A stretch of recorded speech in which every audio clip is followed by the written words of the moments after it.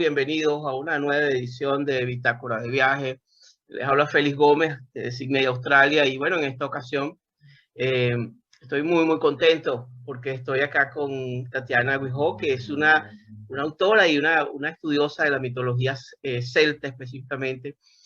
Y hoy vamos a hablar, de la mano de Tatiana y de sus maravillosos hilos que aparecen en Twitter. Hay una frase muy interesante de un trabajo discográfico de una cantante canadiense que se llama Lorena McKennitt. Y ella en uno de sus trabajos llamado Odyssey, Odisea, dice así la portada: "Oh musa, háblame de aquellos que han viajado lejos y ancho". Y yo creo que nada mejor que esa introducción para hablar de ese mundo mítico, de ese planeta que es los celtas y la mitología celta. Bienvenida, Tatiana, y muchísimas gracias por aceptar la invitación. Gracias a ti, Félix. Quería preguntarte, en primer lugar, tu libro, que es un libro sobre mitología celta, que se llama De Iru a Irlanda, fue publicado, creo que salió a la luz el 31 de octubre del 2021, si mi memoria no me falla. Exacto. Es una fecha muy significativa, después hablaremos de eso. Es un libro muy interesante, que recoge mucho un trabajo que es complicado, que es la recopilación con fuentes fidedignas, o por lo menos fuentes que representen mucho la información. Es un trabajo de orfebre, es un trabajo delicado, porque hablar de mitología celta es complicado. Es complicado por la cantidad de personajes, la cantidad de mitos que agrupa la producción imaginaria del colectivo celta. Y en ese principio me gustaría inicialmente preguntarte, ¿qué te motivó a escribir este libro de mitología celta específicamente? Bueno, yo cuando empecé a tener la cuenta de Twitter, empecé a escribir en ella y al cabo de unos meses, no llegó al año siquiera, yo tenía ganas de escribir un libro, pero bueno, veía que todavía no era el momento, no por cantidad de seguidores ni nada, sino porque no me veía todavía capacitada para poder escribirlo. Más que nada porque no tenía todavía toda la información, porque la cultura y la mitología celta es muy complicada de sacar los hilitos y de saber cada uno por dónde va. Pero bueno, me vino una propuesta editorial y me comentaron que querían que hiciese un libro sobre los celtas. Ellos me dijeron sobre los celtas. Entonces yo les preguntaba si querían que fuese sobre cultura, mitología. Me dijeron que sobre lo que quisiera. Y dije, bueno, pues voy a ir por la mitología. Como mi nombre es Mitología Celta en Twitter, voy a tirar por la mitología. Y empecé a escudriñar y a buscar, sobre todo empecé por Irlanda, es la parte que la mitología la tiene mucho más fácil de acceder a ella. Y bueno, decidí escribir sobre Irlanda, sobre sus ciclos mitológicos. Y bueno, pues decidí tirar por ahí. Como a lo mejor me podía haber dado por escribir sobre la cultura en general. Pero la mitología es una parte que me llena mucho. Todas esas gestas, esas batallas, todo lo que los seres, incluso, ¿no? Hay un duende que se llama Ailén, por ejemplo, que en la noche de Samaín, en la noche del 31 de octubre, quiere quemar un castillo. Todo eso me llamó mucho la atención y quise escribirlo sobre ello. Wow, eso es interesante. Y básicamente, de todos esos personajes que tú has venido estudiando, porque es un universo de seres, ¿cuál es el que más te llama la atención? ¿Cuáles son los que más te llaman la atención de la mitología celta? Como ser, Ailén, como un ser, Ailén. Ailén es el duende que digo que quema en la noche de Samaín, siempre iba a quemar el castillo de Tara. Y luego como personaje, por ejemplo, el ciclo de Finn, para mí el ciclo de Finn es maravilloso. Finn. ¿Qué representa la mitología celta? Bueno, Finn es un niño, bueno, en el libro siempre pongo desde que el héroe nace hasta que fallece. Para mí, claro, el más conocido es Cuchulain, que es el ciclo de Ulster. Posterior a él está Finn, y el menos conocido, pero para mí sus leyendas son mucho más, ¿cómo decirlo? Mucho más fascinantes, mucho más complejas, no son solamente batallas, no se fija solamente en que era un gran guerrero. Entonces, Finn es un niño que nace, lo cuidan dos mujeres sabias, lo que vienen siendo dos brujas. Según va creciendo, el niño, bueno, su padre había sido matado por el rival de un clan. Entonces, por eso al niño también le quería matar bueno, ese guerrero. Ese hijo, ese gran bardo, y ese bardo luego viaja a la Tierra de la Eterna Juventud. Vemos el abanico completo, ¿no?, de lo que es la mitología celta. Vemos nacimiento, enamoramiento, cómo una cierva blanca se convierte en una mujer, cómo unos cisnes se convierten en doncellas, cómo se viaja a la Tierra de la Eterna Juventud, que la Tierra de la Eterna Juventud viene a ser el más allá. Vemos mucho más la mitología en ese ciclo que quizás más en el de Ulster, que se centra más en lo que es la batalla, el guerrero. Para mí es mucho más interesante por eso. Interesante, porque hay una influencia también de los bosques, ¿no? La naturaleza. Para ellos era muy importante, pero sobre todo en el ciclo de cine es donde más se ve. Se ve esa unión, esa comunión que tienen con la naturaleza. Por ejemplo, el bardo, Oisin, habla mucho de los lagos, de lo que le gusta sentarse en las verdes praderas a ver el mar, de esa niebla que siempre está rodeando Irlanda. Habla mucho más de la naturaleza en sí. Es muy, muy curioso porque Irlanda es un país que agrupa tanta riqueza en términos de folclore, en términos de mitos, en términos de leyendas, que es impresionante, ¿no? Como un territorio se ha estado una maravilla, ¿no? En el cual uno puede encontrar personajes fascinantes. Y ahí me siento muy curioso por preguntarte la relación dentro de la cosmogonía de los animales y de los tótem, por un personaje muy, muy, muy especial dentro de la mitología celta, que es el cuervo, y que tú has explorado muchísimo. ¿Qué representa el cuervo en la mitología celta? ¿Y qué representa cuando llego arquetipalmente, simbólicamente, qué representa el cuervo? Pero sí que, por ejemplo, con el cuervo lo podemos ver cómo veían ellos el cuervo a través de los escritos que hay sobre, por ejemplo, la diosa Morrigan y el dios Lugh.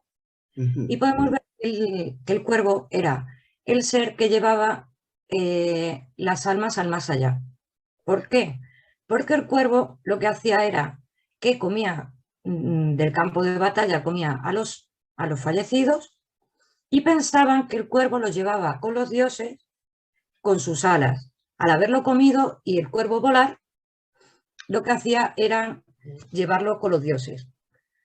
Entonces podemos saber ese contacto con el más allá, la sabiduría, el pensamiento, digamos, no lo oscuro, sino los misterios, guardaba los misterios. Wow, eso es muy interesante. Y hay una diosa que es muy interesante, que está asociada con los cuervos, corrígeme si me equivoco, que me parece que es Morrigan. Morrigan, sí. ¿Podrías hablarnos de ella, de Morrigan? Sí, cómo no. Para mí, Morrigan es la diosa más importante.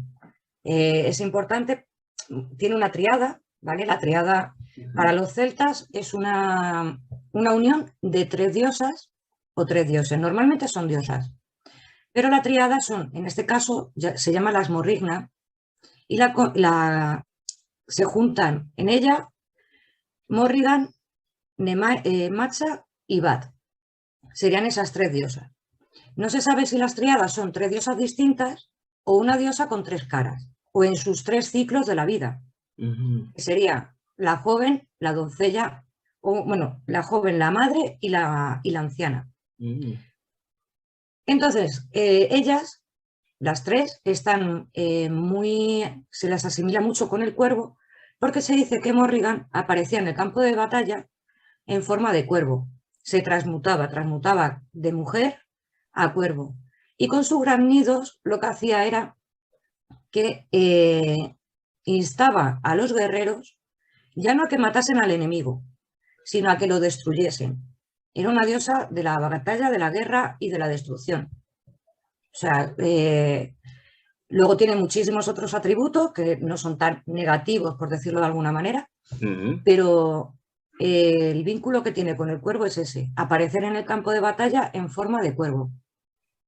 Eso es interesantísimo, me recuerda mucho a Ares, el dios, o Marte, el dios de la guerra de los romanos, de los Ares para los griegos, pero también me evoca un poco a Hécate, la señora Hécate, la antigua diosa oscura de las encrucijadas y hechicera, ¿no? Hay una conexión. Y ahí te quería preguntar, la conexión entre las brujas y toda esta parte de la mitología. ¿Cómo es la bruja en la mitología o en la cultura de lo que has estudiado, celta? Bueno, las brujas, por ejemplo, a Morrigan se la decía que era una bruja. La mitología celta encuentras en los textos que las brujas son las mujeres mayores con pelos canos que visten de forma harapienta, con harapos. Esas son las brujas. Por ejemplo, hay una parte de un mito en el que, hablando de Cuchulain, ¿no? Él se encuentra con 3 brujas. Se dice que son 3 brujas que están asando carne de perro. ¿Por qué? Porque uno de los heis, de los tabús que tenía Cuchulain, era comer perro. Pero tampoco podía pasar por delante de un sitio donde le ofreciesen comida y no comer. Entonces, claro, el druida que iba con él le dice, ¿te has dado cuenta de que son 3 brujas? La bruja siempre la ves en la mitología celta como una mujer anciana, pelo canoso, vestida con harapos y que, por ejemplo, en este caso, como comentaba, quiere que el haze que tiene Cuchulain no lo pueda permitir, o sea, no lo pueda, digamos, asegurar, no pueda mantenerlo, pero también aparecen como mujeres mayores que de repente se convierten en doncellas. Y a todas ellas se las llama brujas. Brujas, ok, interesante. Hay una parte que me llamó mucho la atención, con toda esta parte que hablas de la capacidad de transformarse, ¿no? De estos animales totémicos con apariencia en un momento humana, etcétera, etcétera. Y ahí quería preguntarte por un personaje que aparece mucho, que es la Banshee, ¿no? Que es un personaje muy, muy interesante acerca de precisamente de estas presencias espectrales que están allí dentro de la mitología celta. Pues las Banshees sobre todo están en la mitología irlandesa y en Escocia, que es donde se dan, pero sobre todo en Irlanda. En Irlanda es donde más se dan. Son siempre mujeres, son espectros y lo que yo siempre he leído, y es una cosa que hay que puntualizar, es que con sus gritos hacen que la gente muera, y no es así. Ellas lo que hacen es avisar de la muerte de alguien. Son espectros ancestrales, o sea, no estamos hablando de que sea cualquier mujer que ha fallecido y de repente se aparece porque es una Banshee. No, las Banshees son espectros ancestrales. Y al principio, lo que se conoce o como se conoce como leyenda, es que ellas cuidaban a ciertas familias y lo que hacían era avisar a ciertas familias de Irlanda de que alguien de su casa iba a fallecer. Solamente se supone que avisan a las familias que empiezan sus apellidos por O por Mac. Oh, qué curioso, ¿ah? Eso es una cosa curiosísima. Avisaban solamente a las familias, eran como las familias, digamos, más, más irlandesas, por decirlo de alguna forma, ¿no? Eran como las más puras, que no está bien decir puro, ¿no? Porque, bueno, puro no hay nada, pero como las más, las que estaban más aferradas a esa tierra. Entonces ellas se iban por las colinas, dicen que volando, y con sus gritos y sus lamentos lo que hacía era que cuando esas familias las escuchaban, sabían que alguien de la casa iba a fallecer. Qué interesante eso. Me recuerda mucho estos personajes de estas señoras en las islas griegas, ¿no? Vestidas de negro, y me recuerdas mucho un poquito me hace a la novela de Nico Kazantzakis con Solo el griego, y también la parte de ciertos lugares en América Latina, por ejemplo en Colombia, en Venezuela, existen unos lugares llamados el Llano, que son extensas planicies y se habla de muchas leyendas que tienen análogos. Hay una, por ejemplo, en Venezuela muy interesante que es la Llorona, en México la Sayona, ¿no? Se encuentra en los umbrales y me parece muy interesante porque me hace conexión con Hécate, con la diosa Hécate griega. Todas de alguna manera me parece que están conectadas, diferentemente en las culturas, ¿no? Que se van repitiendo. Yo creo que todas las culturas tienen cierto nexo de unión. Sobre todo, por ejemplo, aquí en Europa, la mayoría de esas diosas, de esos dioses, parten de un común que es el indoeuropeo. Entonces, al tener la misma raíz cultural, aunque luego las culturas cada una fue hacia un lado, por ejemplo, lo podemos ver perfectamente con la cultura celta y la nórdica, ¿no? En la cultura celta, el cuervo tiene un dios que se llama Lugh o Lugus, que en galo quería decir cuervo negro. Pero, por ejemplo, en la mitología nórdica nos encontramos que Odín tenía dos cuervos. Vemos que hay mucha similitud de dioses con cuervos, por ejemplo, o dioses de los truenos. Por ejemplo, para la mitología nórdica estaría Thor y para la cultura celta, por ejemplo, estaría Taranis. Interesante eso. ¿Tú sabes que Entonces, me recuerdas, Tatiana, la película El hombre del norte, de Northman? Hay mucha presencia del cuervo, sobre todo cuando comienza el film, como en azul, que en esa neblina aparecen cuervos, y la presencia continua del cuervo allí también en ese mundo vikingo, nórdico. Y, y es muy interesante, a mí también me evoca mucho los nativos norteamericanos, especialmente los Haidas allá en Canadá, en la Columbia Británica y allá arriba esa presencia del cuervo también como un personaje, lo ven como astuto, pero también mágico, chamán, esa conexión con lo chamánico. el Y, cuervo ha sido, yo lo he estudiado un poco en todas las mitologías, por hacer una comparativa, por conocer, porque claro, ahora cuando tú dices, es que a mí me gustan los cuervos, por ejemplo, ¿no? A mí algunas veces, ¿qué animal te gusta? A mí me gusta el cuervo. Y te dicen, ay, pero es que el cuervo, qué miedo, que es un pájaro de mal agüero, como se dice aquí, ¿no? O sea, da mala suerte. No, vamos a ver.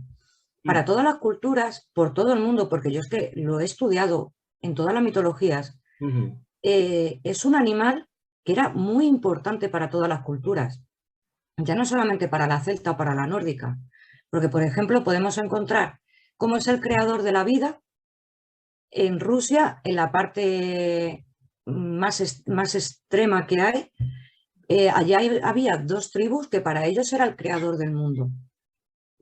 Podemos encontrar cómo es el protector de la religión para algunas religiones de origen indio.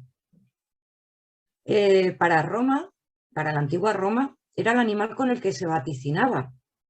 Los augures, al ver cómo graznaban o viendo cómo volaban, sabían qué iba a suceder. Pero es que incluso Grecia tiene una leyenda con el cuervo, que no sé si la conoces, la de Apolo, y no, es maravillosa. ¿podrías contármela?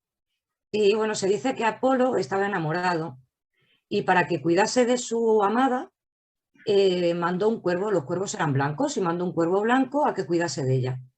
Y el cuervo, lo que le pasó fue que en un momento la perdió de vista. Y su amada lo que hizo fue que le engañó, le fue infiel. Cuando Apolo se enteró de que ella le había sido infiel y el cuervo no había cuidado de ella, lo que hizo fue castigarle volviéndolo negro. Sabemos que el cuervo es muy importante en muchas culturas y siempre aparece en todas las culturas, de una manera o de otra, y no siempre ha sido un pájaro de malfario o de un pájaro negativo. Por qué crees tú que se ha ido construyendo esa visión oscura del cuervo? Siempre incluso en las películas de horror, del cuervo, ¿no? Y el cementerio y el cuervo, ¿no? Yo creo que es porque al llegar el cristianismo, al ser un animal que, que comía de las entrañas, un animal que comía de las vísceras, un animal sucio, por decirlo también de alguna manera, un animal que siempre se había arraigado eh, a esconder secretos, ¿no? A guardar los misterios. Cuando llegó a la iglesia lo que quiso hacer es ponerle esa mala fama y y en su contra poner la paloma blanca como algo puro. Por eso siempre vemos lo blanco como puro y lo negro como impuro. Y creo que todo viene de ahí. No lo he estudiado todavía a profundidad, pero sí que es cierto que por lo que he podido leer, es una cosa que es factible que fuera así. Que fuera así. Fíjate que hay una cosa que me llama la atención del tema, es la relación entre los celtas y España, ¿no? Hay mucha influencia celta en España, corrígeme si me equivoco. No, no, es cierto, Es algo totalmente que tú cierto. sientes cuando viajas por España y lo sientes en ciertas regiones, obviamente, ¿no? Incluso la música, incluso en el folclore. Eh, Creo que sobre todo en el área de Galicia. En toda la parte norte de España. Lo más conocido es Galicia y es cierto que en Galicia tienen un arraigo muy fuerte, pero también, por ejemplo, en Asturias lo tienen y encuentras un folclore, unas leyendas y una mitología fantástica. En el País Vasco igual, en Cantabria también encuentras. Toda esa zona, todo lo que es la cornisa norte de España, está muy influenciada todavía y, como digo yo, gracias a los dioses, se nos han guardado ahí mucha mitología y muchas cosas interesantes. Mm. ¿Cuál crees tú que es el papel? Y esto es una opinión tuya personal. eh, la mitología es tan importante en estos tiempos. Yo creo que la mitología es importante en estos tiempos porque nos hace pensar en lo mágico, en esa parte no tan terrenal. Es como para poder evadirnos un poco, para llevarnos a otros tiempos, poder viajar, ¿no? a esos mitos, pensar si es cierto o no, nos hace pensar, nos hace dudar. Yo creo que nos hace ir un poco a la infancia, ¿no? A tener esa parte de ¿será cierto o no será cierto? ¿Pasará o no pasará? Creo que por eso nos gusta tanto la mitología. Es muy interesante lo que comentas. Y sabes que allí, viajando, mientras tú hablas, yo viajo. Y eso yo creo que es el poder de lo mitológico. Tú recientemente escribiste un hilo que me gustó mucho, que es el de El Cuervo de la Torre de Londres. Cuéntanos esa historia, ¿me puedes contar esa historia? ¿Y cómo Bueno, surgió pues la motivación por explorar algo tan interesante? yo que siempre para el día de mi cumpleaños, cuando llega mi cumpleaños, a mí me gusta en Twitter regalar algo. Y normalmente suele ser un hilo sobre algo que a mí me gusta. El año pasado tocaron los lobos, este año tocaron los cuervos. Mm, Entonces decidí escribir sobre el cuervo de la Torre de Londres y buscar un poquito de información porque yo tampoco conocía mucho de por qué allí había cuervos. Sí que sabía que era una leyenda, pero quería saber un poco más. Yo la idea que tenía de los cuervos en la Torre de Londres es porque hay una leyenda antigua escrita en el Mabinogión que habla del ciclo, es el ciclo artúrico realmente de lo que habla, en el que se dice que Bran, el sabio, su cabeza fue enterrada en la torre, donde hoy está la Torre de Londres, y que con Bran estaban muy vinculados los cuervos y que por eso allí había cuervos siempre. Pero yo dije, bueno, no nos podemos quedar ahí, tenemos que saber qué pasó posteriormente como para que siga habiendo cuervos. Entonces me encontré con que hubo en el reinado de Carlos II, hubo un incendio en el bosque y muchos animales huyeron a la ciudad. Al esos animales huir a la ciudad, el rey, que no quería que hubiese ningún tipo de epidemia, pidió que matasen a todos. Pero su consejero le dijo que matase a todos, pero que no matase a los cuervos, porque al ser carroñeros le iban a ayudar en su labor. Entonces él lo que dijo fue que quería que solamente hubiese 6 cuervos en la Torre de Londres. Y desde entonces, bueno, hizo una ley, lo legisló como que era obligatorio, porque profetizó su asesor que si no había 6 cuervos en la torre, el reino caería. Y desde entonces, no recuerdo la fecha exactamente, siempre hay mínimo 6 cuervos en la Torre de Londres. Durante la Segunda Guerra Mundial quedó uno, de por sí estuvo a punto de colapso lo que viene siendo el reinado, el reinado. Y ahora, para guardarse, en vez de 6, hay 9, por si alguno escapa, aunque les tienen cortadas las alas, les recortan las plumas para que no puedan volar. Pero tienen 9 por si acaso pasa cualquier cosa, que nunca haya menos de 6 cuervos. Tienen un proyecto de cría, además, en el que los pollitos que van haciendo los van cuidando para que si falla alguno o tienen que destituir, porque como los tienen como soldados del reino. Exacto. Sí. Wow. Tienen títulos con sus nombres y todo. Tengo entendido. Sí, tienen su cartilla. Entonces, como son soldados del reino, si hacen algo que no está bien, pueden ser destituidos. De por sí hubo uno, de nombre George, que se dedicaba a picar las antenas de televisión y fue destituido. Y desterrado. No solamente destituido, sino que fue desterrado. Wow. Entonces, claro, en esos casos, pues tienen siempre unos cuantos cuervos que puedan ocupar el lugar del que ha sido desterrado, destituido. Y tengo entendido que también los van, o sea, vienen de generación en generación, o sea, están bien estudiados, son de padres, los descendientes son los que vienen, y, o sea, no es que agarran cualquier cuervo, sino es que vienen. Y se lo llevan, ¿no? Claro, tienen un proyecto de cría y los pollitos que van naciendo, ellos los cuidan, tienen sus incubadoras, sus cosas, y los cuidan ellos hasta que ya se hacen grandes y están ahí puestos como de reserva. Ahora mismo tienen de reserva, si no recuerdo mal, 3.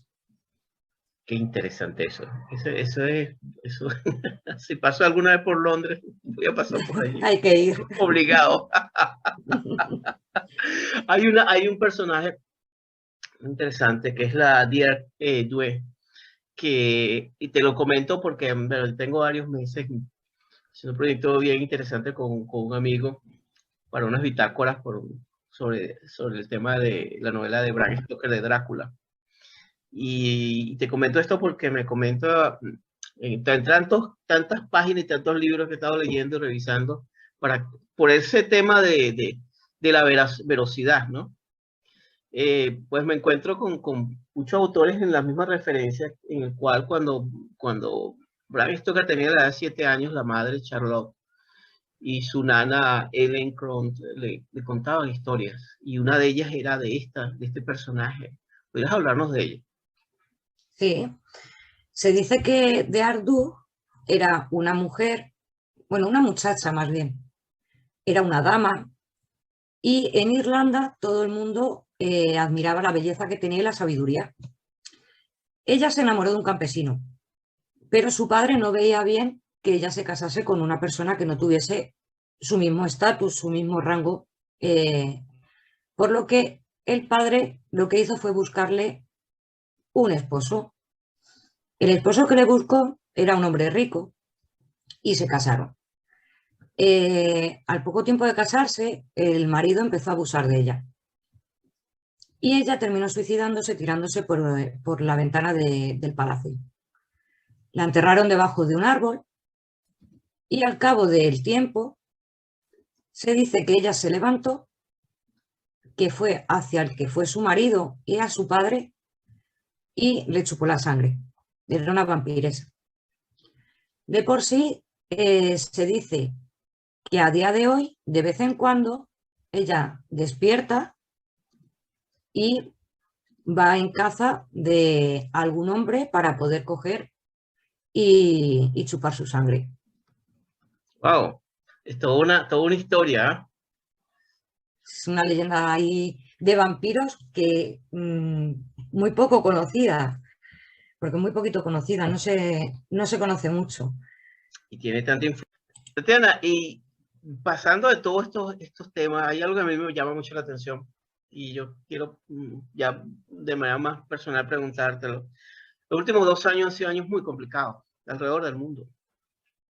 Años donde creo que los monstruos imaginarios, reales, colectivos, personales, familiares, etcétera, etcétera, han emergido. Y han emergido algunos en forma de virus, han emergido en términos de salud mental.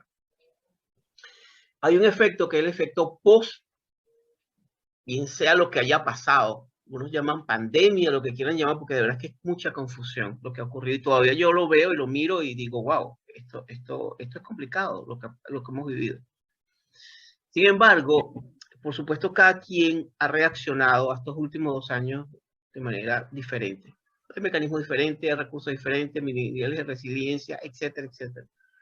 Pero creo que también ha dejado grandes heridas esto, grandes heridas en términos emocionales. Y yo quería preguntarte, ¿cómo has experimentado todos estos tiempos, estos últimos 2 años de esto que hemos vivido con este virus? Bueno, pues yo cuando comenzó la pandemia empecé a sentirme muy mal. Psicológicamente yo no estaba bien. Yo no hacía nada más que llorar.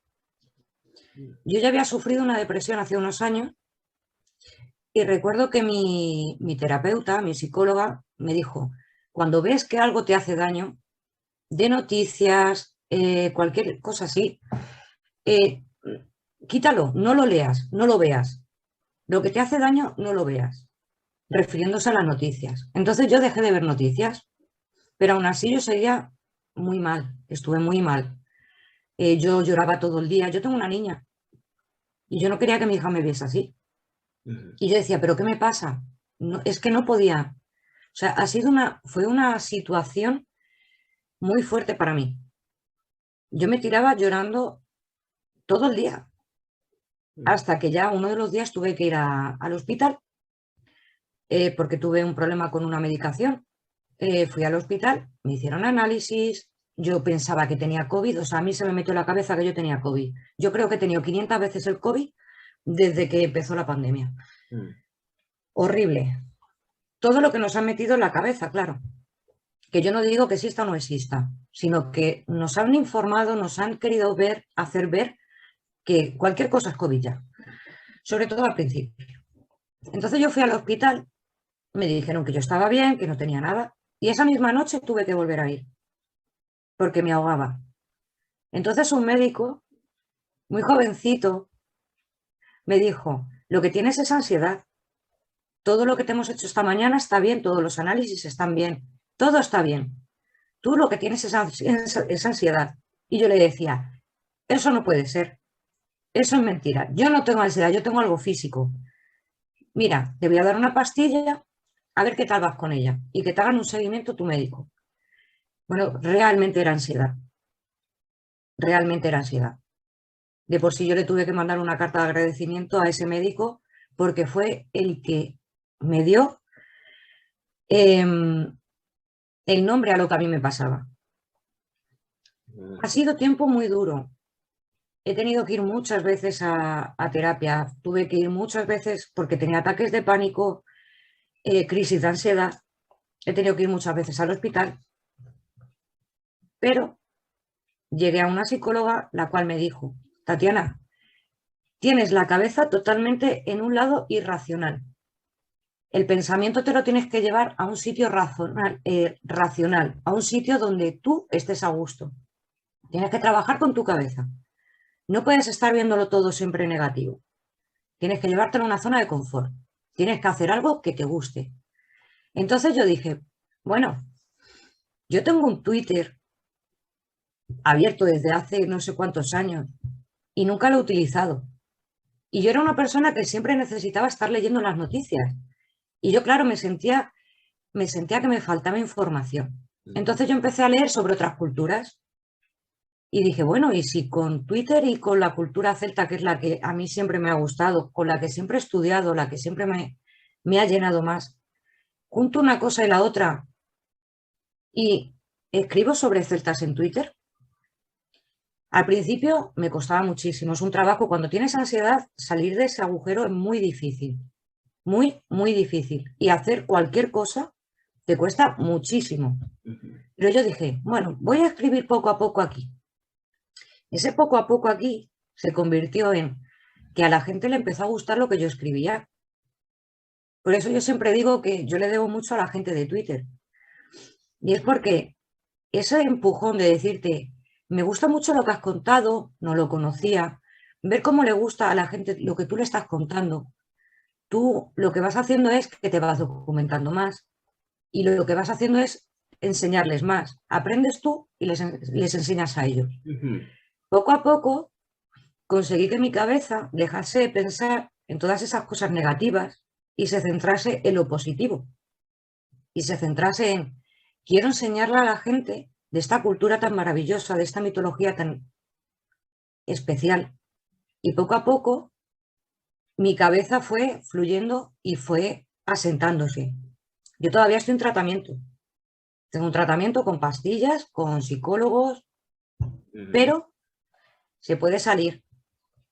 Es duro, no es fácil. Hemos pasado lo que hemos pasado, cada uno lo ha llevado a su manera. Hay gente a la que en el propio momento no le afectó, pero, por ejemplo, ahora sí que le está afectando.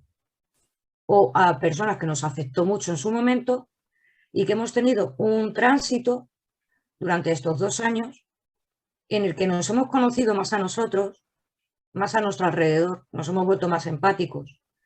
Y yo, por ejemplo, en mi caso, he conseguido algo fructífero que ha sido poder escribir un libro. A mí me ha costado mucho escribir ese libro, ya no solamente por documentarme, sino por... hay momentos en los que no está una entera como para coger y poder escribir, pero yo me obligaba, porque es una lucha continua con la cabeza, es una lucha continua contigo mismo. Y yo lo conseguí, y conseguí escribir el libro, y me puse unos plazos y los cumplí. Es muy difícil, yo no voy a decir que sea fácil, pero se puede salir. Y si hay gente que esté con ansiedad, que está con depresión, de verdad, se puede salir. O sea, eso quiero que les quede claro, que es mucho esfuerzo, pero que lo mejor es asumir que tienes ansiedad, conocerla, como digo yo, hablar con ella, porque tienes que hablar con ella, y ya poquito a poco ir saliendo. Eso es interesantísimo. Es un proceso alquímico el que atravesaste, has ido atravesando, ¿no? Lo veo así. Sí. De convertir el plomo de los pensamientos, que a veces los pensamientos negativos se convierten en especie de entidades demoníacas, ¿no? De espíritus allí que están rondando y haciendo mucho daño, y transformar eso, exorcizar eso, y dar a luz con un trabajo tan interesante como el libro que has escrito, ¿no? Y eso de verdad que te agradezco muchísimo por ese testimonio, qué interesante. ¿Cómo fue ese proceso, Tatiana, de escribir el libro? ¿Cómo fue tu metodología para conectar tantos y tantos mitos que están allí? Porque es un viaje enorme, ese libro es un viaje enorme por las eras y los ciclos de estos héroes y de estos personajes. yo lo que quería que quedase patente en algún sitio, porque yo buscaba libros sobre ello y no lo encontraba. Ujú. Quería hacer un libro. Además es que yo decía, voy a hacer un libro que sea como si fuera para mí. El libro que yo siempre he querido para mí. Y yo quería un libro en el que se explicase la mitología celta irlandesa en este caso, desde su comienzo, es decir, desde su primer mito, que es el mito de la yegua blanca, Ujú. ¿no? Cómo aparecen esos primeros dioses. Quería que se supiese cómo se llegó a invadir Irlanda, que tuvo 5 invasiones. Pero quería preguntarte allí, porque estaba leyendo tu libro, ¿esas 5 invasiones son desde el punto de vista mítico o histórico? En teoría mítico, Ok, ya. realmente la que se supone que es real y que se puede constatar que es real es la última, que es la de los hijos de Mil, Ajá. que son los que salen desde Galicia. De Esa sí Galicia, se puede, de sí, Galicia. O sea, de España salieron de fueron a Galicia, Irlanda. sí. Imagínate la De conexión por, tan grande que hay entre España e Irlanda. de por sí hay mucha controversia por lo que voy a decir ahora, Mm, pero se supone que los celtas vinieron de Irlanda a España. Eso exacto. es lo oficial. Pero realmente y mitológicamente se supone que son los celtas los que fueron desde España a Irlanda. Allí había gente, era una isla, había gente, llamémosle por la invasión anterior que había, pero realmente fueron los, los hijos de Mil los que llegaron a Irlanda. No es que los celtas vinieran de allí para acá, sino que fuimos de aquí para allá. Claro, porque esos son un legado ancestral que está allí, que corre en las venas, ¿no? Eso está allí en el inconsciente colectivo, ¿no? Wow, Por eso es tantísima la conexión que hay. es fascinante eso. Eso me explica, Las invasiones son preciosas. El tema de eso me las explica, invasiones, que eso me explica muchas cosas, desde el punto de vista emocional, cultural, ¿no? Mm, claro, tiene mucha conexión por eso, porque la última invasión que hubo, mientras allí estaban los Tuatha de Danann, la última invasión que hubo fue de los hijos de Mil, que se les llama, o los milesios, que salieron desde aquí, desde Galicia, hasta Irlanda. Luego tuvieron que volver porque mataron a uno de los integrantes, pero al volver aquí a Galicia, volvieron a ir a Irlanda y se hicieron con ella. wow, qué fascinante. Eso de verdad que me parece tremendo eso. Porque hay una complejidad enorme, que ese encuentro entre todos este mundo celta también con el mundo de los dioses nórdicos, del encuentro con los vikingos, y también el encuentro y el desencuentro con los romanos, ¿no? Y después el choque con la cristiandad y al final todo va haciendo una especie de sinergia y de exilio, porque también esos seres salen al exilio y luego se transforman y luego regresan. O sea, ha sido fascinante porque quiero preguntarte allí, uh, ¿cuánto de esa mitología, tú como una mujer contemporánea, eh, que tienes un celular, usas internet, que estás conectada con el siglo XXI, pero quiero preguntarte, tú como europea, en esas calles que tú caminas a diario, ¿cuánto hay de esa mitología todavía? Pues, por ejemplo, mira, te voy a decir, lo de besarse debajo del muérdago, que parece muy americano, ¿Cómo es eso? ¿Cómo es eso de besarse bajo del muerto? sí, el muérdago era la planta sagrada para los celtas, Ajá. para los druidas. Bueno, pues hay una tradición que es darse un beso debajo del muérdago, no aquí en España, sino más bien se da sobre todo en América.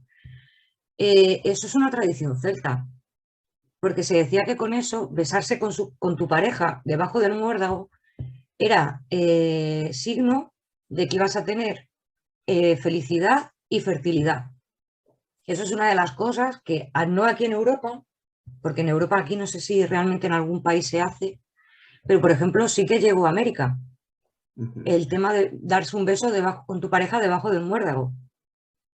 A día de hoy, caminando, estoy justamente estudiando esas cosas, las estoy estudiando para mi próximo libro. Ajá. Estoy mirando cada cosa que hacemos, si puede venir de los celtas, si no puede venir de los celtas. Estoy haciendo un estudio sobre ello. Qué interesante, qué interesante. ¿Y para cuándo crees que pueda salir ese libro? No nos tienes que dar mucha explicación y mucho nada de spoiler, pero sí cuándo pudiera salir ese libro, ese próximo trabajo. En teoría tiene que salir para el año que viene. Ok, No tengo interesante, fecha ni nada, pero la teoría es que para el año que viene saldrá. qué interesante. Y en eso está la relación también de esta fiesta que se ha extendido alrededor de una parte del mundo, que es Halloween, pero que tiene una base profundamente, eso viene de allí, de los celtas. Exactamente. ¿Cuál es la significación para los celtas esa celebración? ¿Qué se celebraba allí? ¿Qué pasaba allí? Bueno, en Samhain, que es la noche de Halloween ahora, ¿no? Ujú, En Samhain lo que celebraban los celtas era el comienzo del año. ujú, Ese día ellos comenzaban su etapa oscura, la etapa en la que el sol estaba ya cayendo, empezaba la época fría y ellos celebraban que esa noche sus ancestros, iban a casa.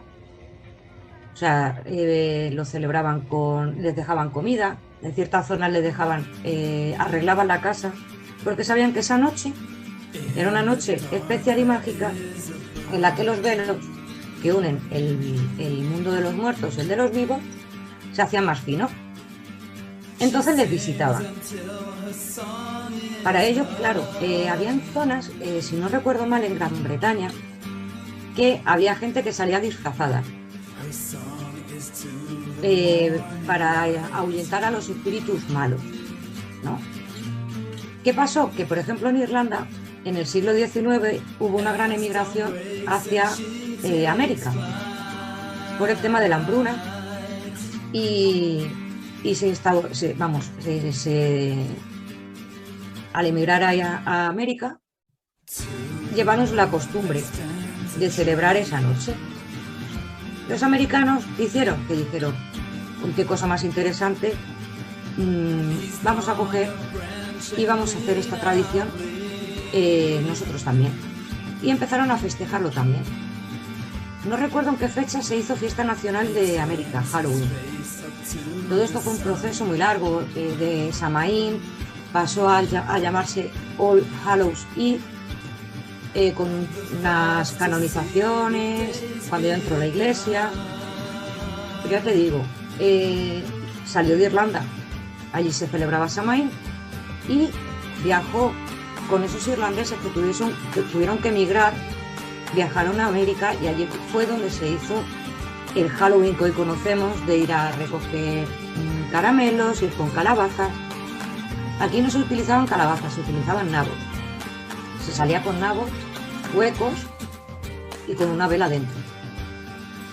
Interesante. O sea que son los irlandeses los que realmente llevan la celebración a América. Y no sé, ese proceso de esa celebración se daba, por ejemplo, se daba en Escocia o en Wales o en Inglaterra, o específicamente era en Irlanda, donde fue la cuna de... Se celebraban más sitios. Esa noche se celebraban más sitios de zona celta, y se sabe porque para ellos era una noche especial por lo que decía, ¿no? Porque era la noche en la que se podían volver a reunir con sus ancestros. De por sí hay escritos en los que dice que a nadie le extrañaba en esa noche ir al salón y encontrarse con sus ancestros sentados a la mesa, por ejemplo. Pero sí que es cierto que los que llevaron la tradición a América fueron los irlandeses en el siglo XIX, por la gran hambruna que hubo. Hubo mucha gente que emigró y ellos fueron los que llevaron allí su tradición, siguieron con ella y luego ya América, los americanos, lo que hicieron fue instaurarla como fiesta nacional, pero no recuerdo exactamente en qué fecha fue. Claro, sí, interesantísimo eso. También me evoca un poco el Día de los Muertos en México, que es impresionante, y que se da el 1 de noviembre, si no me recuerdo. Sí, Una vez estuve en México y coincidí con una fecha de eso y me pareció absolutamente asombroso. Asombroso lo que vi allí, ¿no? Y cómo es literalmente uno percibe cómo el mundo cambia para ellos, para los mexicanos, y cómo hasta en la comida se transduce un mundo totalmente es como una frontera entre el mundo de los vivos y el mundo de los muertos, ¿no? Hasta en los helados. para muchas culturas esa noche es importante. Mm. Lo vemos en México, lo vemos, por ejemplo, aquí en España también. ¿Qué día en España? Eh, Es en la misma fecha. en España sí, en España todavía el 31 de octubre, Ujú. es decir, la víspera del Día de Todos los Santos, hay todavía pueblos en los que hacen tienen ciertas costumbres, como por ejemplo recuerdo uno porque hice un hilo sobre ello, y recuerdo que en Jaén hay un pueblo en el que con gachas, con una comida, tapan las cerraduras para que no se puedan colar los espíritus por ellas. ¿Y en qué región de España es? En Jaén, en Andalucía, Andalucía, ok. sí. Wow, qué O interesante. sea, si vas mirando por distintas culturas, por distintos países, Mm. esa noche hay en sitios en los que todavía se guardan esas tradiciones o esas costumbres de es que van a venir espíritus, vamos a poner esto o vamos a poner lo otro, o poner una vela en la ventana, o poner un trozo de pan. En muchísimas todavía sigue pasando. Qué interesante. ¿Es España un país supersticioso? Las personas tienden a ser supersticiosas en general en España, en tu opinión. ¿No piensas tú? Yo, a ver, depende. En sitios grandes como puede ser, a ver, yo vivo, por ejemplo, en Madrid. Ujú. eh, en sitios, en urbes grandes, no es tan normal. Somos 4 personas las que nos fijamos en esas cosas, ¿no? Pero sí que, por ejemplo, los pueblecitos siguen guardando esas tradiciones que heredaron de sus abuelos o Ujú. de sus bisabuelos. Entonces, en los pueblecitos yo creo que es más común el ver esas tradiciones y esas costumbres. Sí, es todo como, siempre está todo interconectado, ¿ah? Todo está, Ujú. lo veo tan interesante. Yo recuerdo una vez estuve en España y anduve por muchas partes en España y yo de verdad me entendí culturalmente, me entendí am, como persona cuando estuve en España. Entendí cómo somos y por qué somos los latinoamericanos con nuestra cultura y nuestra manera de ser, que muchos dicen que hay muchas diferencias, pero en el fondo la cultura es exactamente, o sea, tal vez cambien algunas cosas, pero en esencia, ¿no? Y son cosas así como que yo sentí como que, ¡boom!, una parte de mí hizo conexión, ¿no?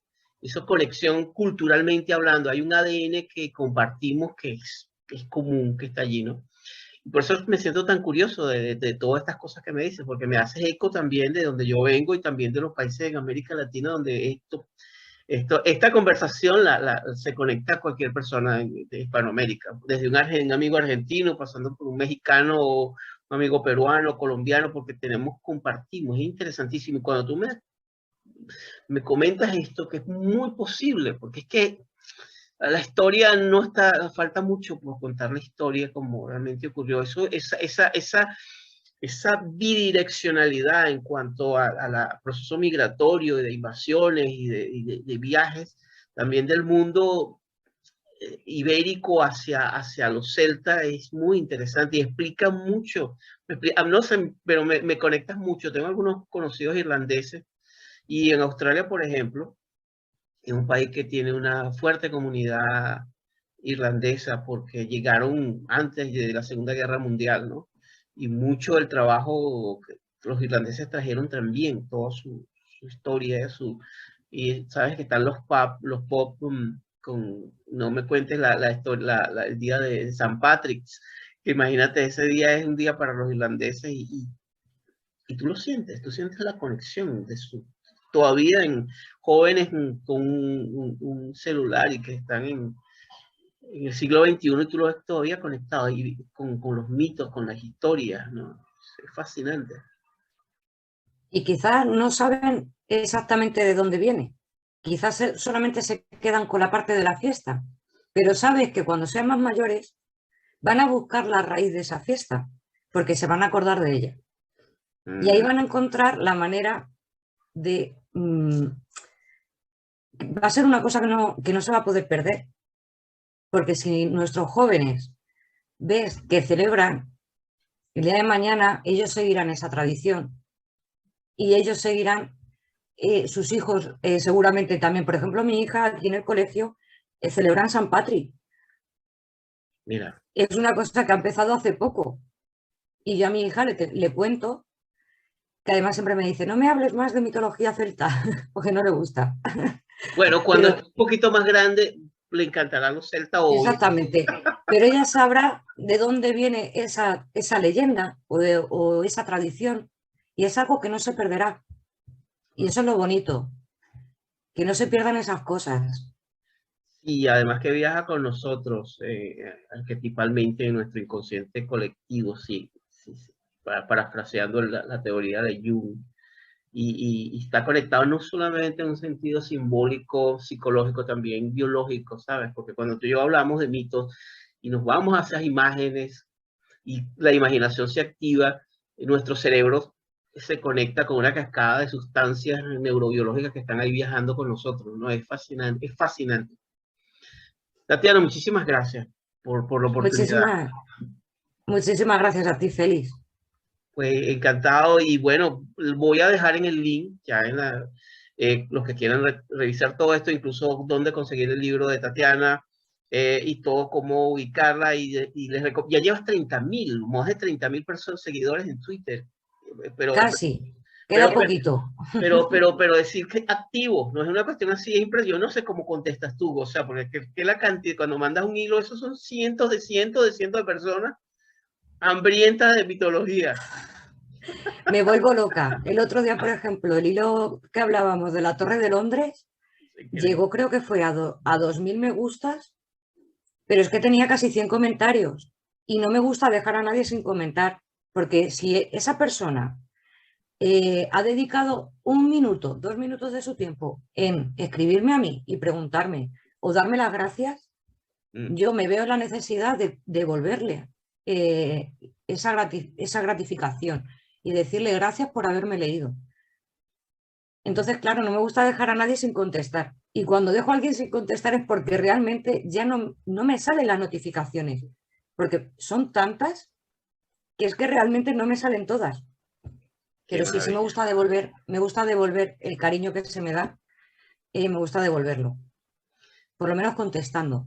Interesante. Yo recomiendo que a los que le encanta la parte y los que, bueno, visita mi canal, por supuesto les encanta todo el mundo de lo mítico, de lo arquetipal.